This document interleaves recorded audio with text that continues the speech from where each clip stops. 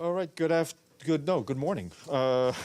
Good morning, and we want to welcome the Deputy Secretary General who's here with us, and joining her is Naveed Hanif from the Department of Economic and Social Affairs. They are here to present you the Financing for Sustainable Development Report 2022, which you should all have. DSG, welcome, and you have the floor. Thank you very much. Shall I do it? Take it easy. Here we go. Thank you very much, ladies and gentlemen. Thank you for joining us for this important launch. I'm pleased to present the 2022 Financing for Sustainable Development Report. The report is produced by the UN Department of Economic and Social Affairs in collaboration with more than 60 international agencies, including the UN system and international financial institutions. This report is coming at a critical moment for humanity. It's adding to the compounding crises of climate, assaults on our natural systems, and the protracted COVID-19 pandemic. The fallout from the war in Ukraine is rapidly impacting food, energy, and finance across the globe. And without immediate policy action, the window for delivering on the 2030 Agenda for Sustainable Development will close. Yet, instead of action, once again, we're seeing the countries the least responsible for any crisis paying the highest price. An estimated 77 million people were living in extreme poverty compared to before the pandemic. People in the world's poorest economies are increasingly bearing the brunt of climate-related economic losses. Our analysis indicates that 1.7 billion people are facing exposure to spiking food, energy, and fertilizer costs as a result of the war in Ukraine. To address these proliferating global threats and ensure developing countries are not left behind, the Secretary General has mobilized a global crisis response group working to address the fallout on food, energy, and finance. The crisis group will also aim to tackle a key enabler of the cascading crises currently taking place, a global financial system that favors the rich and punishes the poor. During COVID-19, while developed countries were able to borrow at ultra-cost interest rates to support their economies, developing countries found themselves faced with both shrinking fiscal space and prohibitively high borrowing costs in the market.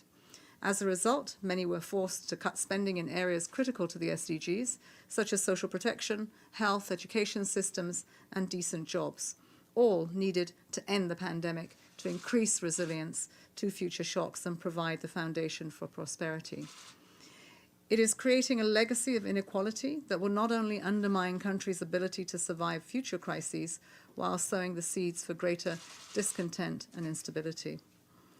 Ladies and gentlemen, the international community has taken important steps to mitigate the pandemic's social economic fallout, including through large-scale provision of emergency financing and the creation of debt relief instruments. But more is needed to close the recovery gap,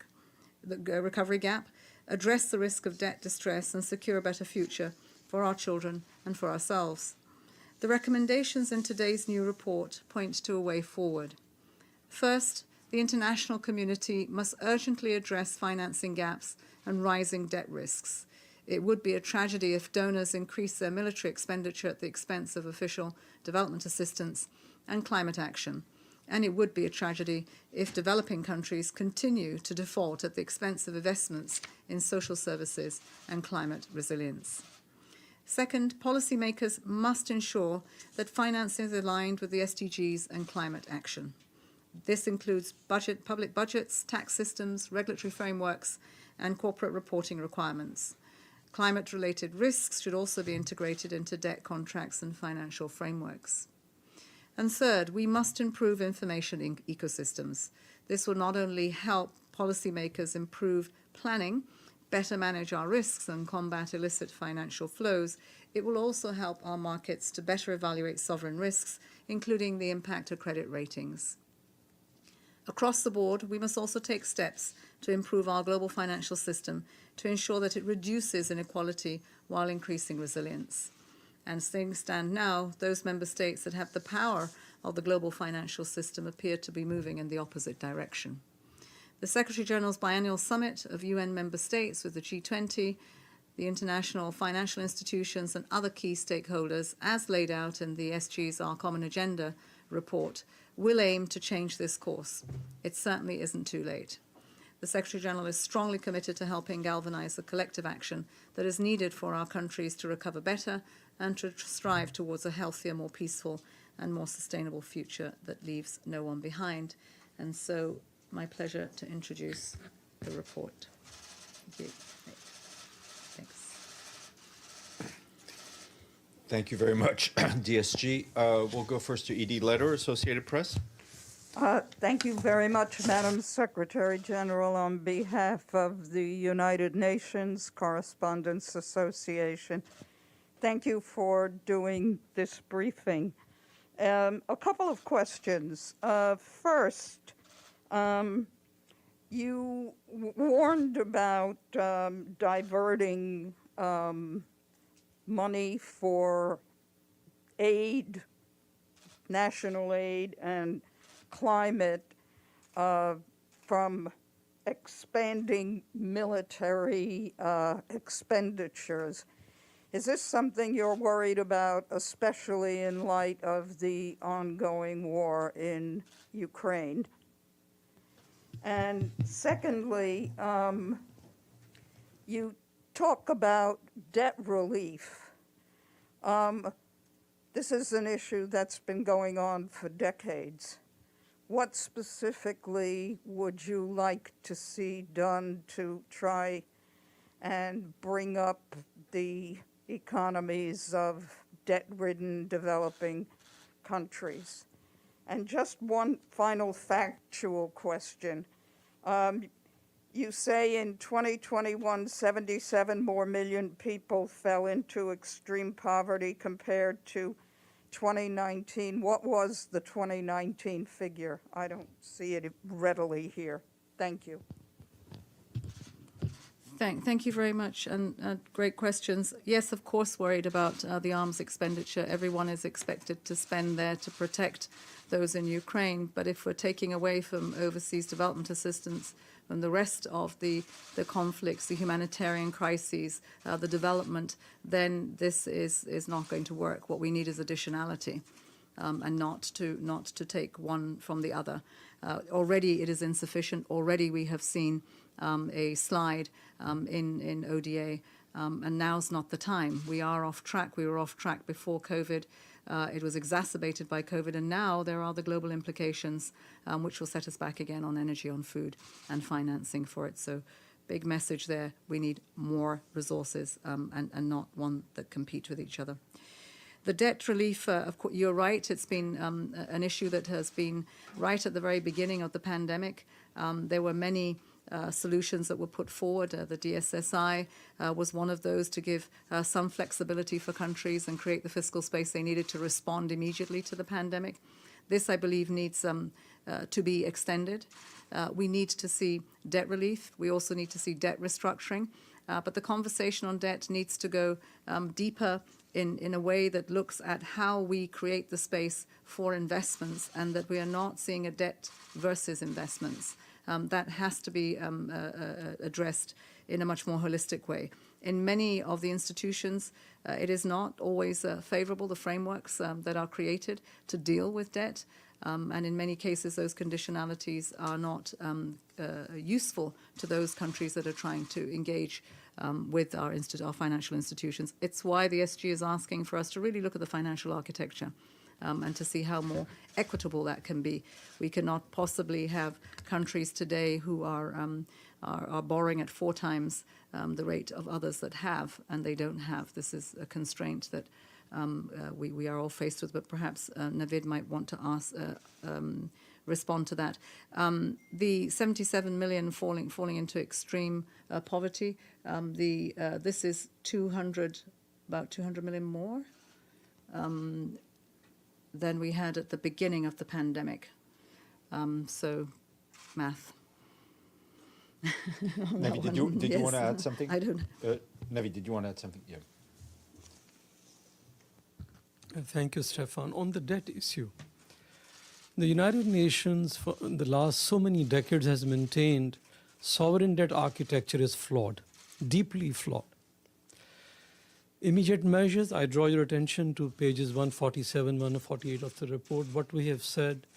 And the Secretary General has maintained since May 2020 immediate measures on debt servicing. DSISI was a good step forward, but we need standstill agreements. Second, common framework has to be streamlined and made quicker in terms of delivery. Third, the private creditors are still not on board. We need to bring them on board in addressing the long-term architectural problems. TSC mentioned there is a proposal in the report on our common agenda what architectural problems need to be solved. And I draw your attention to the UN repeated resolutions, responsibilities of borrowers and lenders, contractual agreements, 33 years old, we need to revise them. And of course, debt sustainability assessments need to bring into account the investment in the SDGs and countries' ability to also invest in their people. So there are a number of very concrete proposals, immediate, medium-term, and long-term. Back to you. Thank you. Ibtisam and then Joe Klein. Thank you. Thank you. My name is Ibtisam Azim from Al Arabi Al Jadid newspaper. Good to see you again. So my question is about the role you see for trade. How could it be helpful? And at the same time, how worried are you that that could also be a problem for environment, depending on how that goes? And if you could go also, when it comes to trade, on women empowerment, especially when trading with the Global South, etc. Thank you. Well, I mean, this is one of the areas that right from the pandemic, we have seen huge impact, and women are hit first when it comes to the supply chains that we speak to. And I think this report is very clear about how we can begin to tackle that. And so even in the response that we have now, we are finding that the trade barriers, we are finding that the collapse of the supply chains, the inability of us to come together to reinforce some of these gaps is becoming more and more constraining on many economies. If we take the food systems, for instance, the trade that we have just for fertilizer, what we have is right now is looking at 500 million farmers that need, and most of them women, small-scale million farmers, production, the farming season, and this has been considerably affected by the supply chains, and that I think in the context of trade is going to be a very big lesson for us to first of all look at the interdependency and to look at the production capacities within different regions and countries, and as we did with the vaccine conversation, to try to come back on making that more equitable. But no. Thank you. Joe Klein, and then we'll go News Agency Unaju. Yes, Joseph Klein from Canada Free Press. And I have two related questions. First of all, particularly as we're seeing inflation take hold in the United States, but also globally, and considering the fact that interest rates, at least from the private sector, reflect market risk. So I'd like your comment on the question of whether it really is inequitable, considering variable levels of risk of repayment for countries that are at higher risk of defaulting to have a higher interest rate, and also the related impact that you see of inflation and interest rates going up, including in the United States. And related to that is the statement, at least in the press release, you mention rebounding of private investment in 2021. Do you see that trend continuing, particularly in China and the United States in 2022, considering the lockdowns that are occurring in Shanghai and other parts of China, cutting off of supply chains, and what some economists are predicting in the United States is an impending recession? So I'd appreciate if you can comment on those. Thank you very much. Thank you. I'll leave the interest rates to Navid, but on the rebounding in the private sector investment, I don't think that we've had a better time in the engagement that we've had with the private sector through the different initiatives to keep them engaged and to keep us looking for alternatives in trying first to address the pandemic or to address the fallout of the crises and the alternative routes that we want to invest in many of the transitions that we speak to, whether they're climate and they will be energy associated as well, or some of the financing arrangements that need to change. So I think the engagement of the private sector, we will see step back, but I think that there are many more opportunities to invest in parallel opportunities for the transitions. And those transitions in Africa and Asia, we are seeing a lot of engagement, in fact, today in India, engagement in the private sector on renewable energy, addressing the energy crisis and trying to reduce the dependency on fossil fuels. So not just automatics, we are recognizing we have to use more fossil fuel today, but parallel, we are looking also for the transitions for that, and that's with the private sector.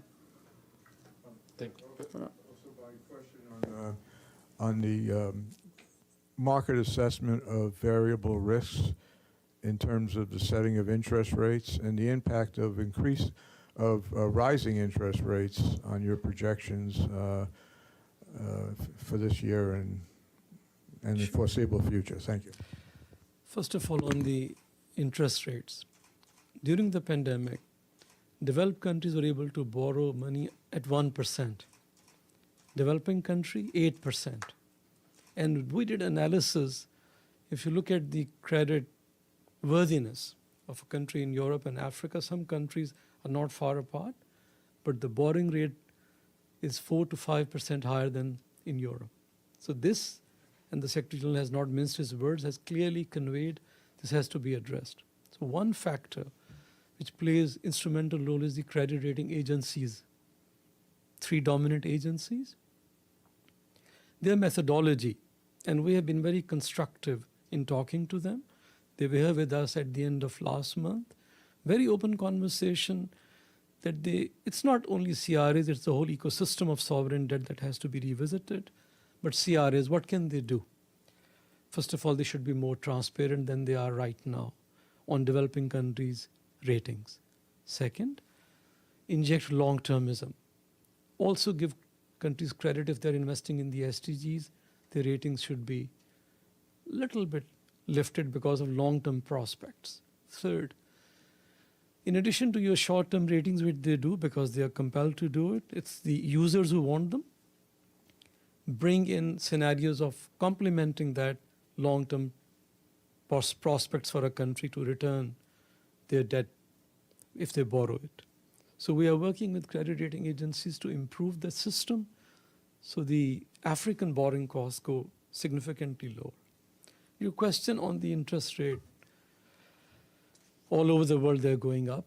Our challenge is it's a supply shock, disruption of supply chains, coupled with massive fiscal stimuli. So demand has gone up, supply is disrupted, which we did not witness in 2008 and 2009. Supply lines were open, fiscal stimulus did not lead to inflation. This time both sides have converged. So if you want to supply side is what supply side is. What you can do is lower tariffs to increase supplies, physically improve supply disruption, address supply disruption. On the monetary side, driven by financial considerations, political considerations, they have to show they're acting. So interest rates have to go up to demonstrate that we are controlling the demand side by shortening the supply of money. And also, Fed will also roll back its APP. The inflationary pressures, we have seen the figures that came out today, are going to push monetary authority to do something very significant. It has impacts, yes.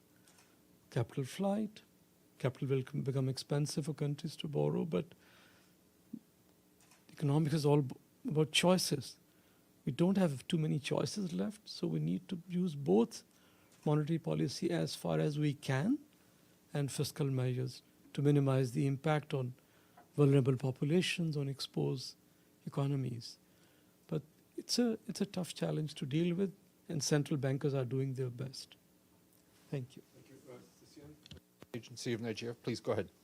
Yeah, please go ahead. Go ahead, please. No, go ahead. Yeah, I'm Cecilia from News Agency of Nigeria. Yeah, according to the report, it's there's some progress made by developed countries. The worry is about developing countries. So my question is, how possible is it now to achieve SDG in the presence of challenge posed by COVID-19 and other challenges in developing countries, the high debt profile, mass illiteracy, poor health infrastructure, as well as performance of child rights, especially in Nigeria and other developing countries. So how possible it is to achieve the SDG? Then secondly, are you satisfied by the level of institutional and corporate world support for SDG in developing countries? And also, if many countries in developing countries fail to achieve the MDGs, so what is the guarantee that the SDG will be achieved? Thank you. Well, first of all, the MDGs are seen as unfinished business, and they're the first 6 goals of the SDGs. So, as we have moved with the new framing of sustainable development, you will see that we didn't leave any of the unfinished business behind. And it's important because those first 6 goals are what should come from responses of domestic resource mobilization to pay for basic rights on social protection systems, health, education, water and sanitation. So very important. Then that is happening, not happening at the scale at which it should. But the multiplicity of crises that have happened so far have put countries behind on the SDGs. That doesn't mean that we give up with them. There are still, every day, we are working on different scenarios and opportunities for investments to come in, either on the back of climate action, where we're looking, for instance, in developing countries, adaptation, the energy and the food and the digital transitions, and looking for more private sector involvement. Some good signs were seen in COP26 when over 2 trillion, I believe, was of managed funds was committed to a greener and more sustainable investment pattern. That has to be called, we have to look at that. We have to look at that in where is that going to happen, how is it going to happen, and this is where the SG set up a group which is chaired by Catherine McKenna to see how real those commitments are. I think we get a lot of commitments, but how much of it lands humanitarian, how much of it lands in development as well. So we are pushing. You will see many headline messages tomorrow that will target the spring meetings, will target the G20 meetings, will target where those that speak about resources that need to move and create the enabling environment should take some notice of some of the policy changes that need to be made. So I think that attention, certainly from the multilateral system, is on the institutional support to try to find different pathways to getting finance to the SDGs. Are we satisfied with those that have and the flows that we need to have go towards developing countries? No, we're not. We didn't see it in the response to COVID. We have not seen it in the response on the socioeconomic impacts. And I believe that unless, as we are trying now to get ahead of this crisis that is coming from the war in Ukraine, it has already started, then we will be facing not just countries that will have many millions more in hunger and many million not going to school, because this will affect girls, this will affect women. It will be a dire situation. We have the wherewithal in this world today to make those political decisions to deliver on the SDGs. What we need to do is to find the configurations and the opportunities to put leaders together to agree this. And this is a very difficult and tense time as we deal with the war in Ukraine. So I don't give up with the SDGs. I still think that there is hope for us to achieve them. We still have 8 years. We don't want to fail now. Let's just keep moving, keep bringing together the different expertise and institutions together. Thank you. Pam Falk, CBS News. Thank you so much for the briefing. It's good to see you both here. My question is about Ukraine, since you've brought it up. There is a move afoot, particularly from the Ukrainian mission, that has written a letter to the Secretary General asking that the UN stop purchasing Russian aircraft, goods, about 270 million a year worth of procurement. from what I understand, that would take a different General Assembly resolution that would mandate other than best price. What is your view of the idea that Ukraine would like to stop spending what has been about over $2 billion since 2014 in purchases from Russia? Thank you. I don't think there's any easy answer to that. This is a really complex situation, not black and white, and there are reasons why Ukraine would have that, have those asks of the Secretary General. But I think it's important that, whatever we do to restrict or to sanction, that we concentrate on the people that will be affected. Because this is painful for many. This is people going without food. This is people going without livelihoods. It has a global impact when one stops doing that, particularly as we've now found how dependent we are, a large percentage of food supplies to the rest of the world. So I think it has to be considered with great sense of responsibility to the wider impacts to the rest of the world. Explain that. I just don't understand the answer a little bit. Who doesn't have the food? You mean by not purchasing from Russia, it would affect the way the UN's budget works? Well, you know that we have over 50% of our humanitarian budget is on food that comes from Russia and Ukraine. And so your humanitarian response would be affected. And that's people all over the world who are dependent on that. That's people where we're not speaking just about the livelihoods. These are lives that we're trying to save. And so I think that while we want to put a sanction or a restriction in place, we need to think about the impacts of it on the greater number of people. And there wouldn't be another place to purchase from? Well, not as we see it now. Great. DSG, Navid, thank you all very much. And then we'll start the daily briefing in about 15 minutes or so. Thank you. Thank you very much, everyone. Thank you.